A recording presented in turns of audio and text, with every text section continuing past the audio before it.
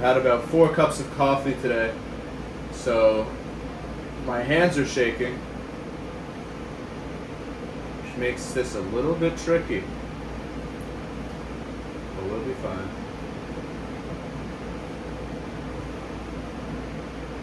I'm just adding a little dollop of glass, getting it nice and hot, giving it a little pinch with these tweezers, and then a little pull to just shape it to the right size there. Making sure that there's no stress in the glass between these as well. Go over it with the flame.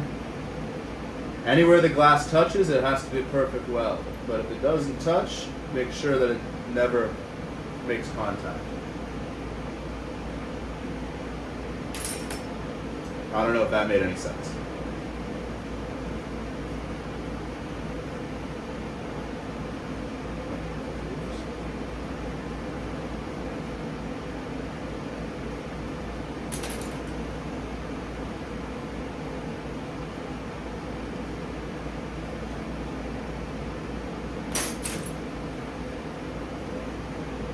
And between the pelvis here, I've noticed that the vertebrae seem to be fused, at least when I go to the museum and look at the skeletons.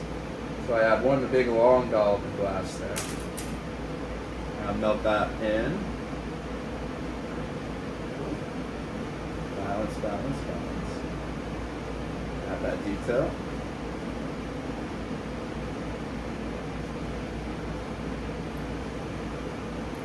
And then don't forget that gravity is also one of your primary tools when you're sculpting with glass.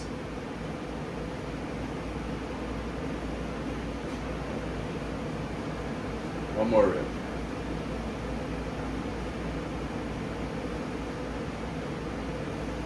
Oh.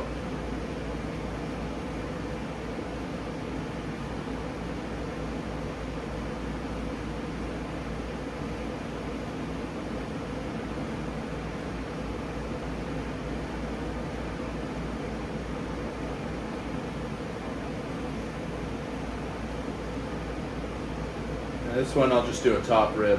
Sculpt it like that, and then I'm going to bend it into place.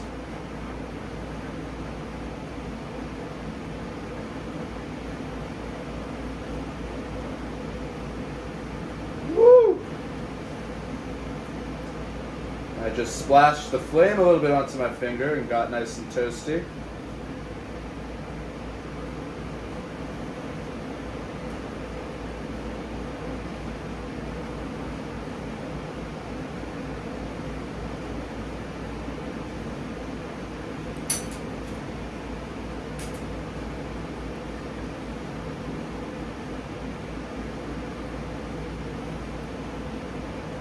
Bending these guys into place. Like that. Fix that up.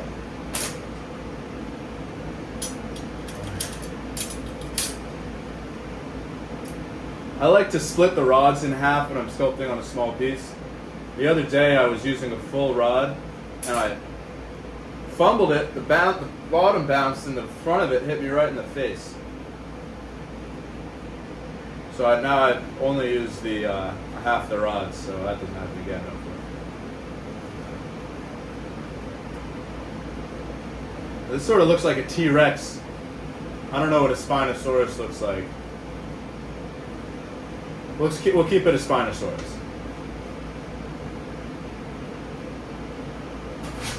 To attach the arms, we do what I think you might call a scapula. Welding onto a rib here. We bring a piece that goes down in front, kind of a collarbone, if you will. And then this connects to the other rib here on the other side.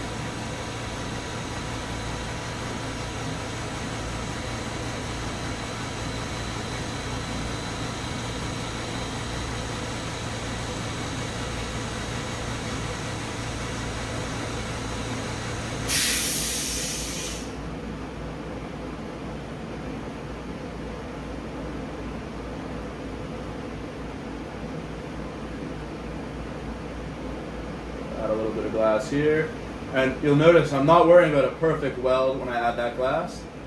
because the next step I'm going to come in with the torch and completely melt that.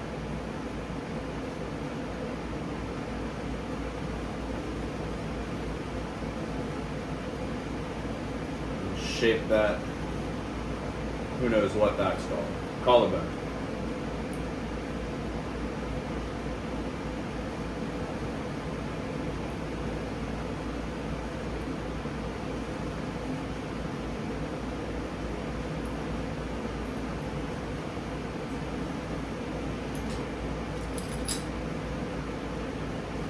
These will come a little bit past the rib. Add some glass there.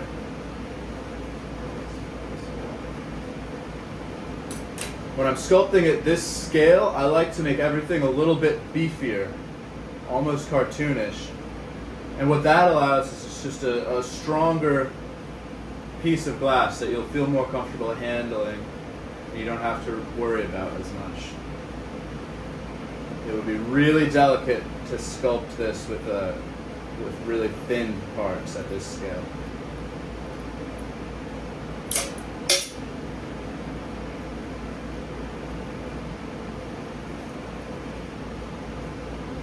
And I just dunked my tweezers in a bucket of water because at a certain temperature they'll start to stick to the glass.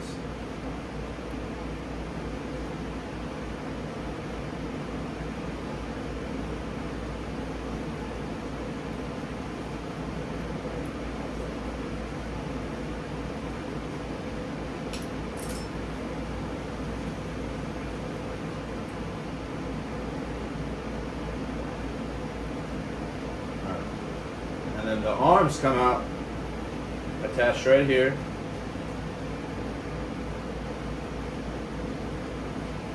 Nice, thick, strong weld, so the piece will be nice and sturdy throughout. Again, I'm sort of beefing up the dimensions of the bones here, so that you can handle it without worrying that you're going to break it. And at the end, it'll be a nice, durable piece of glass.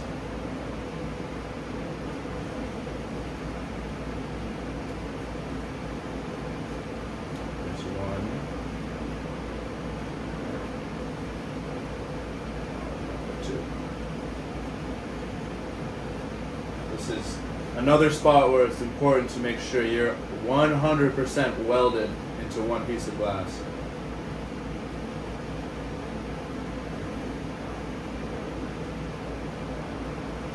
So you want to weld and then go back and add detail if you need to.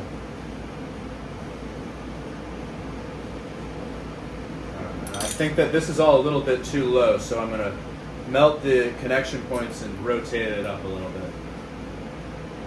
And that's a fun thing about glass, is that it's very temperamental and tough to work with, but at the same time it can be very forgiving. Pull this up here.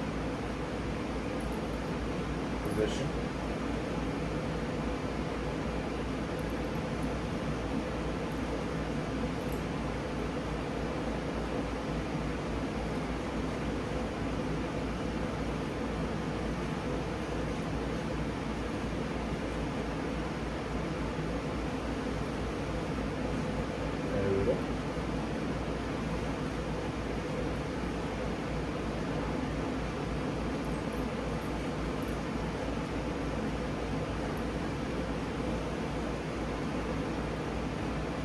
Now you see I brought it up a little bit.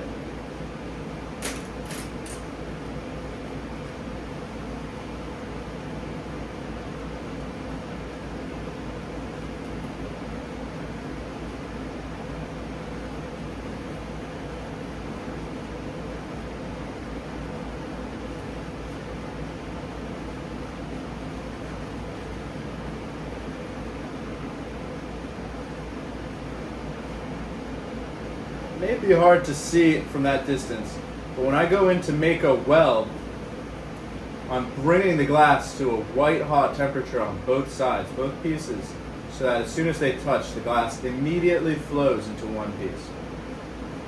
Whenever you can, if you make welds like that, you just are guaranteeing that it's a perfect structure And the glass is going to be as strong as it can with no stress.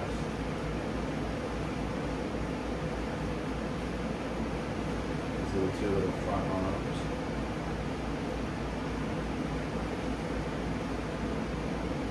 A little bit of glass for where the hands will be. I'm not going to worry about sculpting that yet. First, I'm going to go in and I'm going to bridge between the hands so that I can add detail and the little, God, what do you call that other bone in the arm? The other forearm bone.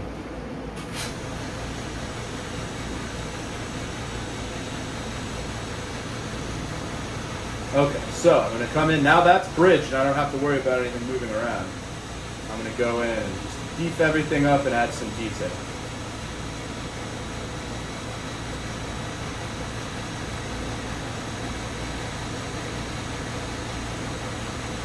Primary thing you're worried about, you guessed it, perfect welds.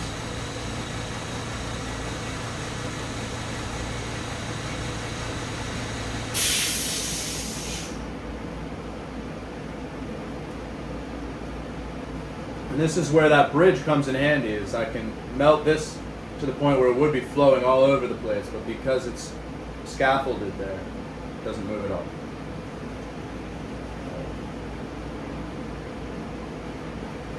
The other bone in the forearm, over to the hand.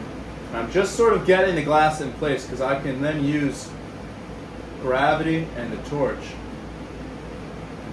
to move it exactly where I want. You can do that with tools as well, but sometimes it's easiest to just use the heat and gravity. Little detail here and there. Moving to the other side, do the same thing.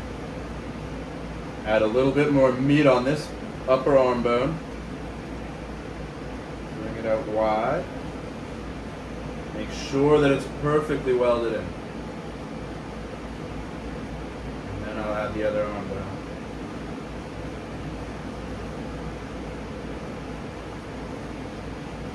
And again, I'll use the heat distribution and gravity to move this to exactly where I want it. Make sure you weld every single connection in 100%. It might seem tedious, but it's actually the fastest way to work, is to just get it right the first time.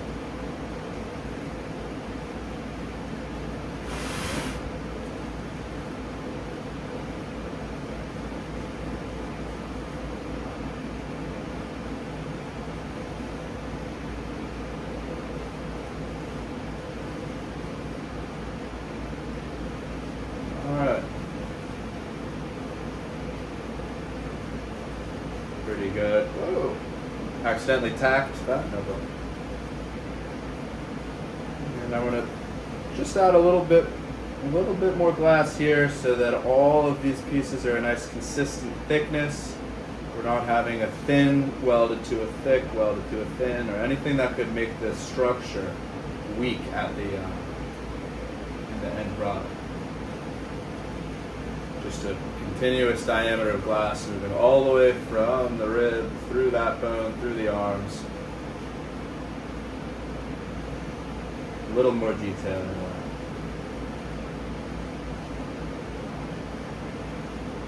that. At this scale, a little bit really goes a long way. Your brain will fill in the rest.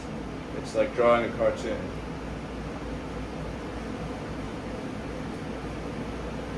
To give the illusion of different pieces meeting together. Even though it's one continuous piece of glass, you want to create a visual separation so that it looks articulated and like multiple pieces fit together. Removing the bridge, and then I'll sculpt the hands. I've noticed in recent years, every time you look up the Spinosaurus, it becomes sillier and sillier. I've seen it with flippers. We're not going to do that today. We're going to give it some cool dinosaur claws and make it a nice, scary, intimidating apex Spinosaurus, whether or not that's historically accurate. It's more fun.